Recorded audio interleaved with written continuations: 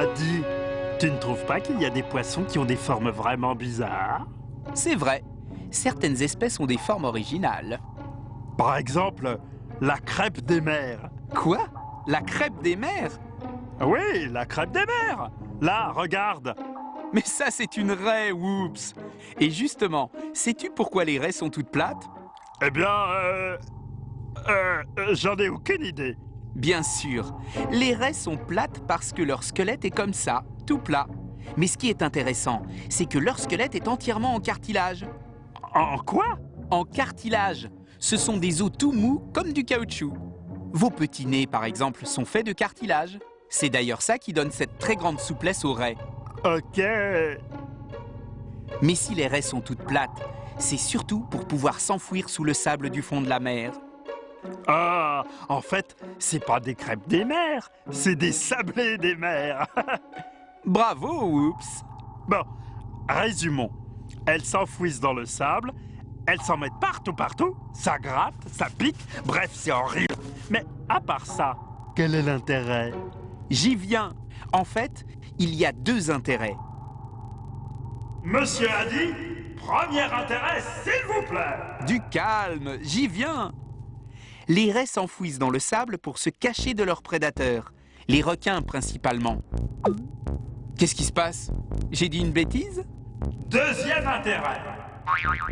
Bon, l'autre intérêt pour la raie, c'est qu'en se cachant dans le sable, elle peut chasser à l'affût. Et à propos de chasseurs, savez-vous que les raies et les requins sont des lointains cousins? Ah bah, bravo pour l'esprit de famille. Les requins mangent leurs petites cousines les raies.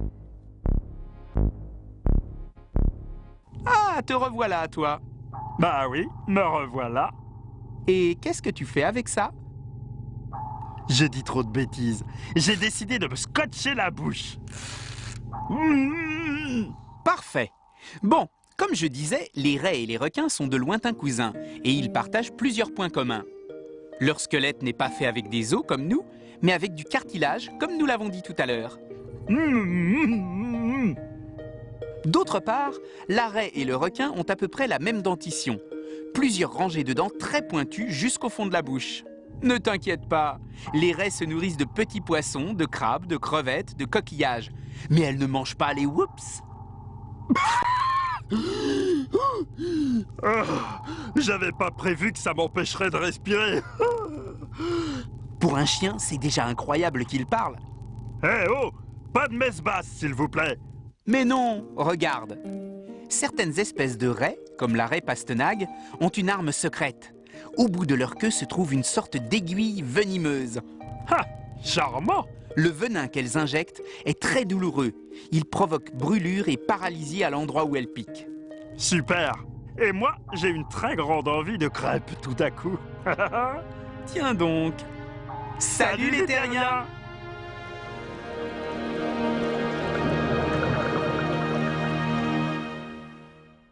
Pourquoi les raies sont-elles toutes plates?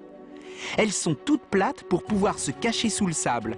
Elles peuvent chasser sans être vues et aussi éviter d'être chassées.